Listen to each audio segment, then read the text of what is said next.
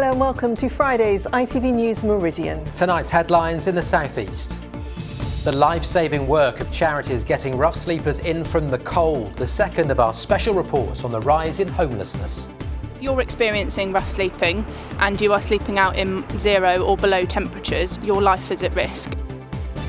Anger from motorists and Christmas traders as the Medway tunnel shuts down, causing gridlock.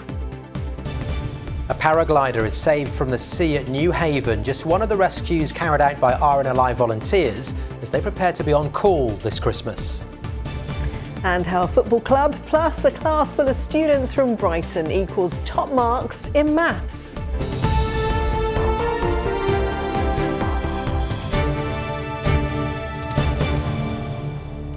Good evening. With temperatures below freezing and a cold weather warning in place, there are fears for homeless people and whether they can survive the winter. Well, work has been taking place this week to protect those on the streets by offering emergency shelters available from local councils. People with no permanent home can often have complex needs and require specialist support. Well, as part of our special series called No Place to Call Home, Joe Caution has been looking at how those services are coping as the number of homeless people continues to rise. Do you want us to put you in a taxi now and get you to the doctor? People's lives are at risk all year round when sleeping rough, but that risk intensifies when the weather gets colder. When temperatures are forecast to plummet below freezing for 3 consecutive nights, a severe weather emergency protocol is activated. Known as SWEP, it ensures councils across the region open additional accommodation to make sure everyone is inside. I'm just calling to see if you've got any spaces for someone in SWEP tonight. Charities like St Mungo's send outreach workers to find vulnerable people sleeping on the streets across the southeast. Sometimes they want to stay outside, but it's up to people like Ellie to encourage them not to. Get a good night's sleep. And if you don't want to come back the next night because you've just done one night, let's just play it by ear, yeah? But please stay. When the weather's like this, that conversation can be a matter of life and death. If you're experiencing rough sleeping and you are sleeping out in 0 or below temperatures, your life is at risk. And that's why we need to go out, we need to make offers to people and try and secure them, not just this period of accommodation, but longer term accommodation as well. The demand is growing. We know that rough sleeping numbers are on the rise, but that we don't always have the offer right there and then for people. So it's not that people don't want it, we just need to take the time to find it and make sure that there's enough for everybody. Some of the rough sleepers picked up by outreach teams are taken to private bed and breakfasts that have been turned into winter shelters for the next few months. Those staying are signposted to nearby day centres where they can get fed, watered and register for specialist support. Just had a sleeping bag, a few bits of clothing, that was it. Sleeping in the freezing cold, I wouldn't recommend it. This place is a godsend, really. Saved your life? Yep, I would go as far as that. Well, my partner who I had, we shared a flat. I lived in a flat for 5 years. She died. Stuart's life changed overnight. Not only did he have to cope with the loss of his partner, he soon lost his home too. And the flat was in her name, not mine. But I'd lived there 5 years with her. Landlord come round, homeless. I slept in a tent for a year in a farmer's field, close to my job. Lost my car failed its MOT, lost my job, lost my existence in the world itself. Luckily, I've got all the people and the friendship from here, all the people that I come and sit with. It's just people that I like to sit with because I need people to be around me. I don't like being lived on my own. The value of that intervention from charity volunteers can't be understated. For many people experiencing homelessness, it gives them purpose when they're at their lowest point in life. Sometimes, though, that intervention can come too late. Many do turn to drink and drugs. But substance abuse, along with other physical and mental health problems, can be both a cause and a consequence of being homeless, requiring the appropriate support. Registering to a GP can prove problematic, though, without an address, which is where Arch Healthcare comes in. A dedicated GP surgery in Brighton for more than 1,000 patients at different stages of homelessness. So Gary, is it, putting it bluntly, tragic that a service like yours is needed so much? Well, it is tragic. Every single incident of homelessness in a civilised society is a tragedy. And you know, our service is being overrun with need at the moment. We've got just these 3 treatment rooms that are at 100% occupancy all the time. We're turning away people for appointments every day at the moment, and that's only going to increase over the winter. How did you feel having to turn people away? Oh, it's really hard for the team every day on the phones, and people coming in. You have to come back and try again tomorrow and those kind of things. But the space is what the space is, and the workforce is the workforce that we have, and resources are limited. But we do everything that we can to keep people safe and healthy over the winter. Increased waiting times for NHS operations and treatments are having a knock-on effect for vulnerable patients here who have complex needs, keeping them stuck in the system. Sheila changed her name from Shane. She's been experiencing homelessness on and off for 20 years while working in the sex trade, and now wants to transition into a woman. I was a sex worker. I changed it, trying to change my life not to do it anymore. All the time I was working and trying to get away from all that, I thought I was homeless. I can't work being who I want to be because I'm drinking a lot, and I want to cut that down. I want to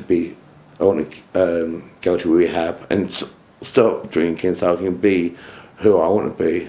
I can't wait to have sex change and be a woman and show people that I am who I am now. Porchlight is warning that Kent faces a £5 million annual shortfall because of cuts by the county council.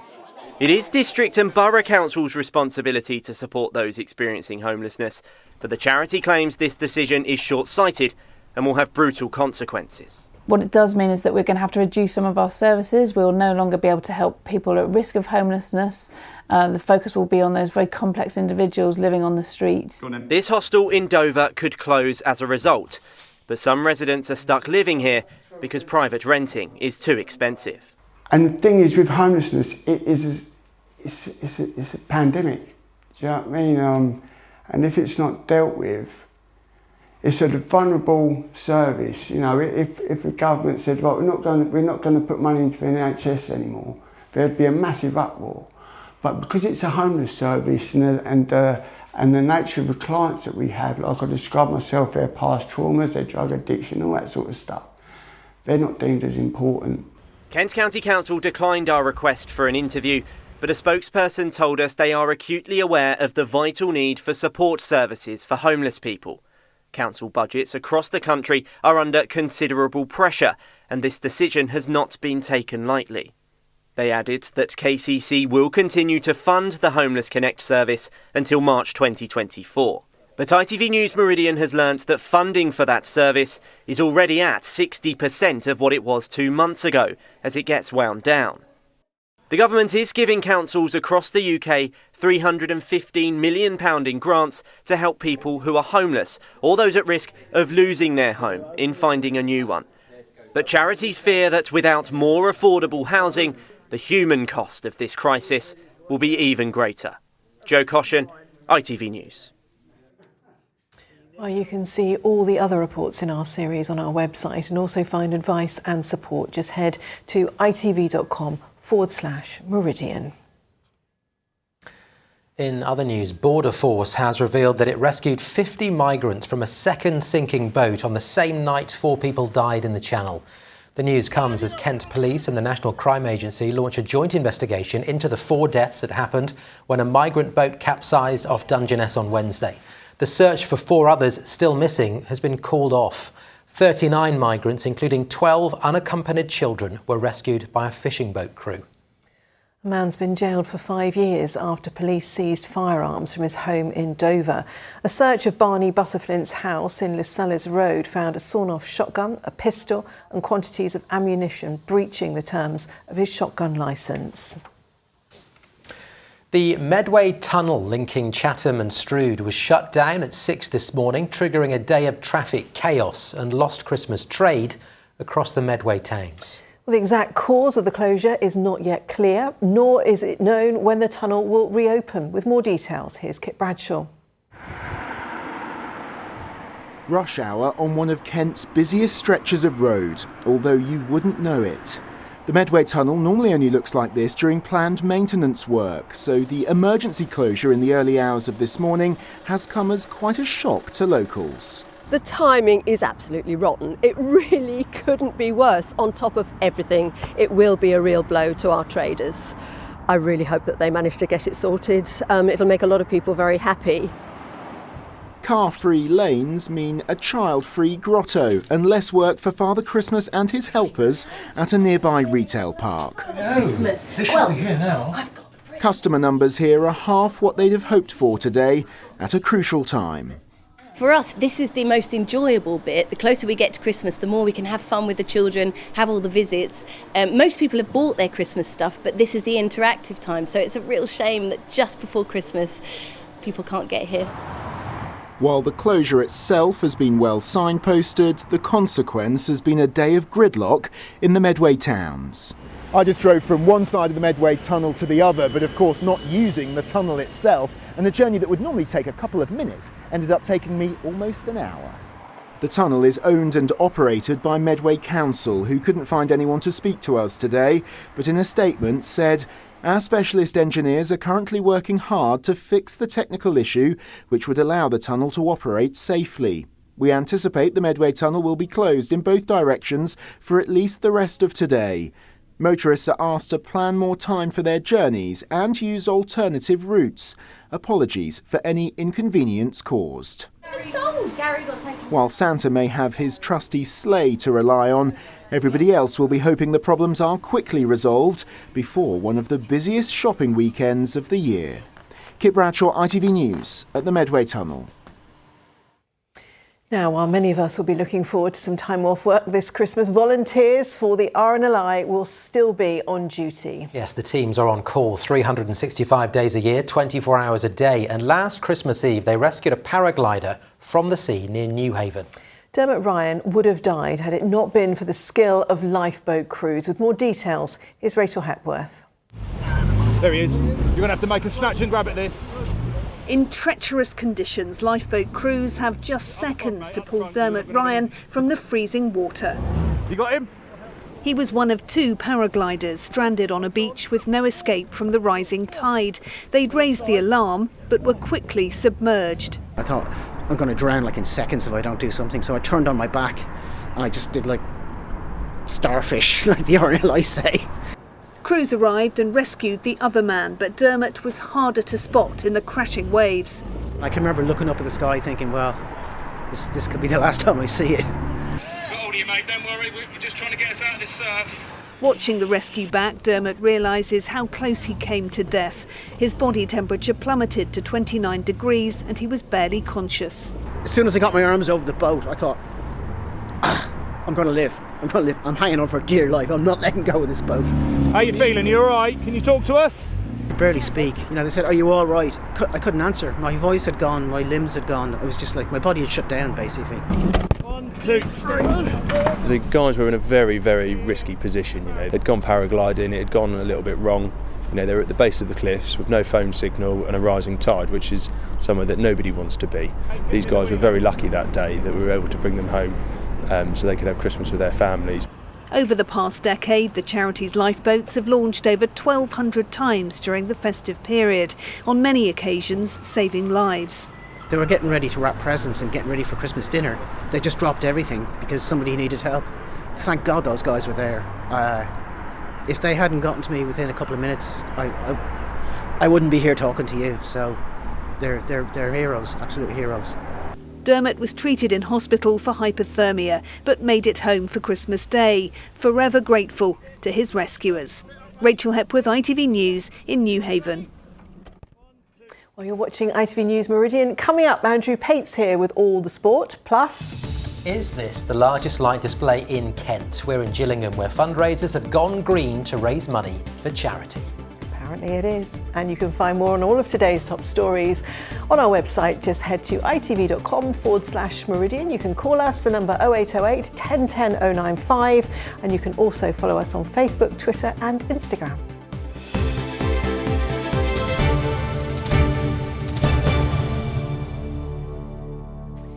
Now, a number of pubs and bars are being hit by a slump in bookings for Christmas parties this year.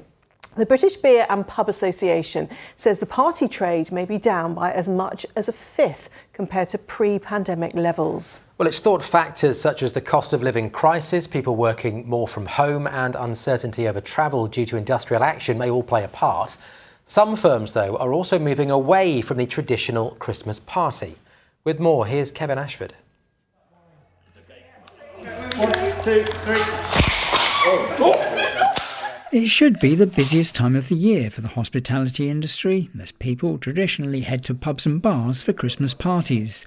But there are signs that this could be a challenging festive season for some. Staff at the Dog at Wingham near Canterbury always make a big effort to attract extra customers at Christmas, but this year bookings are lower than normal. We're significantly down on last year, and I believe this is due to the recession that has begun, and before that, people dealing with the inflation issues and the utility crisis. People are feeling the squeeze and they're tightening their belts, both households and businesses.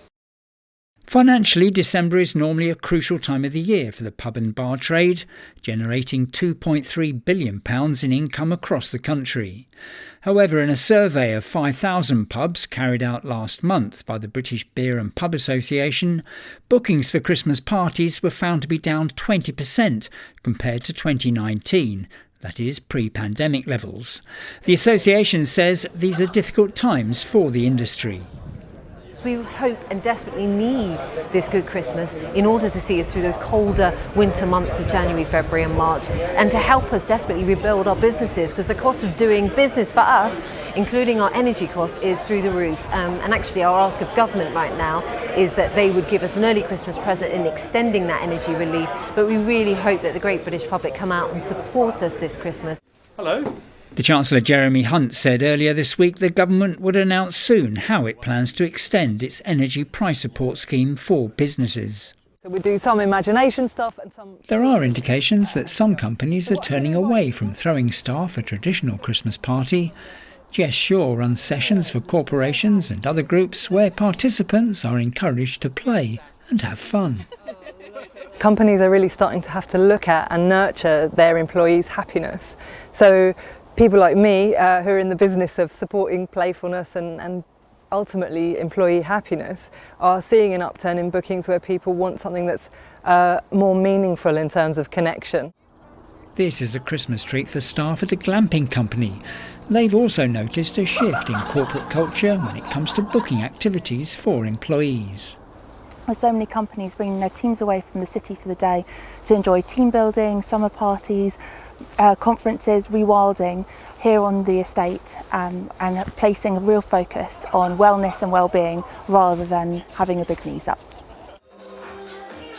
So it seems a factor like the cost of living crisis might not be the only pressure on the traditional Christmas party.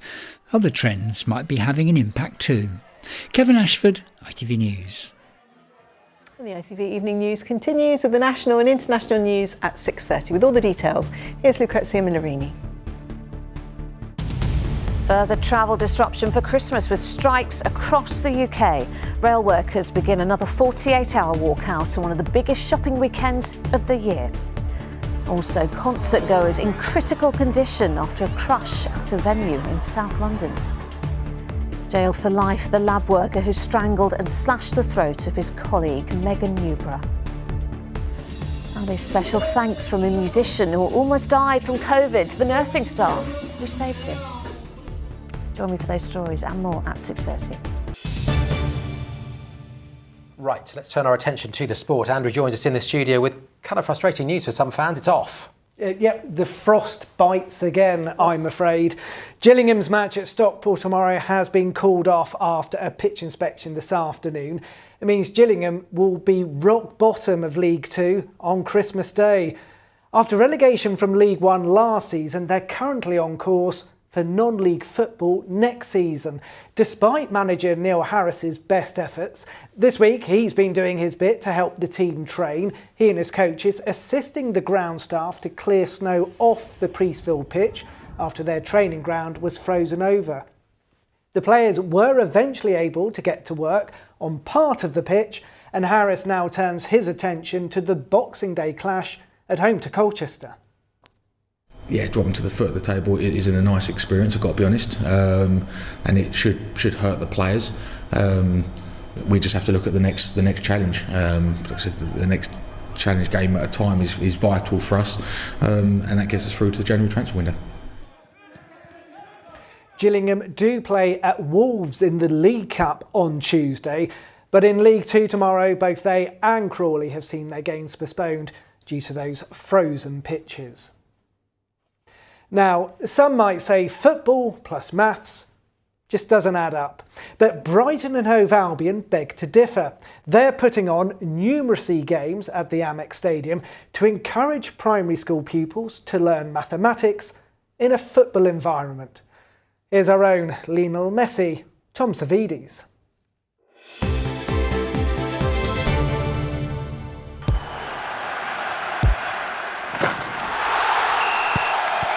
Zero Accounting Software sponsors ITV Regional Sports Report. Learning numbers by football. These students from Southway Junior School in Burgess Hill are guiding a ball on a miniature pitch. It's a time trial to see which player can score the quickest. 11.31 seconds. Numbers are then crunched, averages are worked out. 38, so yeah, well done. You've added the 10-second turning point. So what's for you, maths or football? Football. You prefer football? It's like fun because you're doing like games while you're actually learning. In math, you just have to like write stuff on a piece of paper, but here you get to like get a robot around. These sessions are being held by the charity Albion in the Community at the Amex Stadium in Falmer. How would you do it? The aim to engage students in a way that helps them with their maths. Maths is in football throughout, whether they're doing their passing angles, whether they're doing the time of the matches. It's all very much mathematical. And for us in football, we collect lots of data on a daily basis. So the beautiful game is all about numbers. Well, of course it is. Look at some of the transfer fees. It allows the children to see how what we teach them in the classroom can be applied in real life, and they can see how it's relatable to things such as a football club like Brighton and Hove Albion, where they can see the maths that they use day to day can be applied to the players and how it helps improve their performance. I was never great at maths in school, but I wasn't too bad at football. Which bit am I supposed to kick again? I may not be doing that well in either maths or football, but it's top marks for quite a few of these students. Tom Savides, ITV News, Falmer.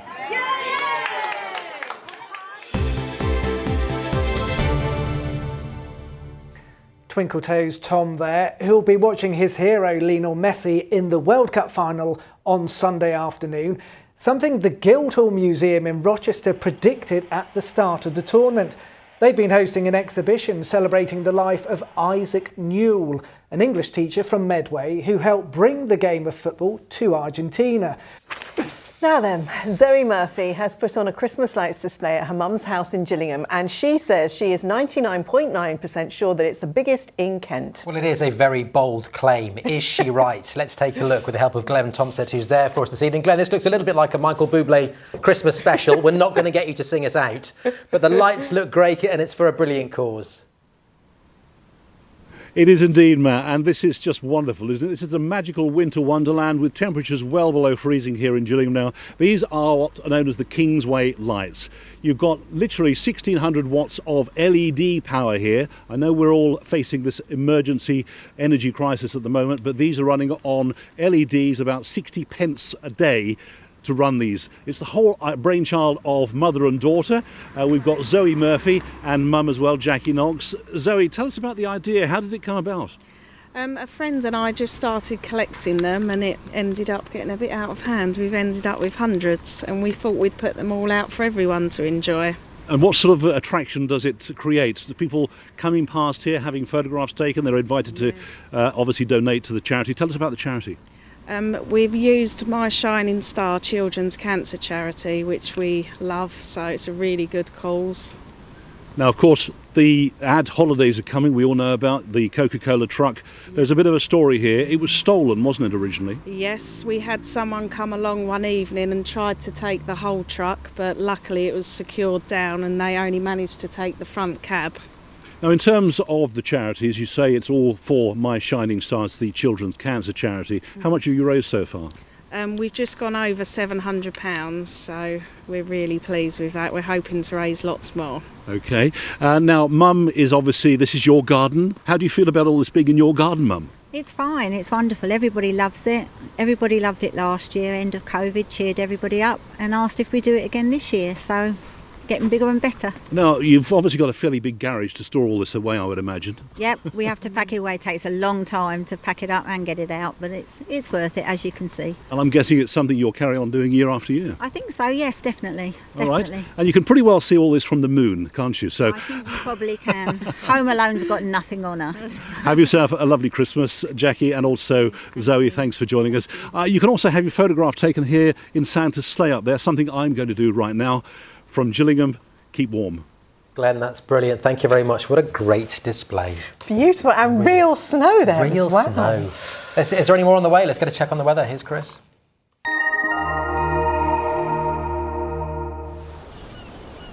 Feels like home, whatever the weather. Valent Boilers and Heat Pumps sponsors ITV Meridian Weather.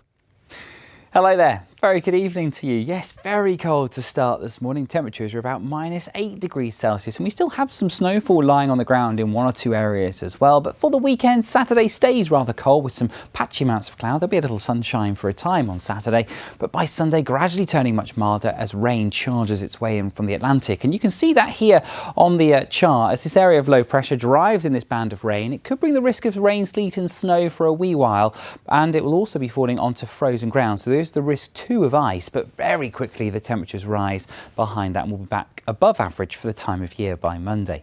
This evening and overnight though, we've got some clearer skies, some patchy amounts of freezing fog in a few areas and another severe harsh frost by dawn. Temperatures as low as -6 to -7, maybe even -8 again as we start Saturday morning. But of course, where we've got the clear skies, once that freezing fog lifts and breaks, there will be more sunshine tomorrow. Isolated showers, but for most of us a fairly dry day to come with some sunshine, patchy cloud through the afternoon and highs generally around 6 to 7 degrees Celsius. It hasn't been that mild for quite some days. And as we leave Saturday and go into Sunday, well, we still have that cold start to Sunday morning. Here comes the band of rain charging in from the west. On its leading edge, a little bit of rain, sleet and snow will be possible. But of course, where this rain falls onto already frozen ground, it does bring the risk of ice on untreated roads and surfaces. And the Met Office have a yellow weather warning in force for that on Sunday. Very quickly though, those temperatures rise through Sunday afternoon and into Monday. And by Monday afternoon, we could be seeing highs of 12, if not 13 degrees. Double digits this time above zero. Take care. Valent sponsors ITV Meridian Weather.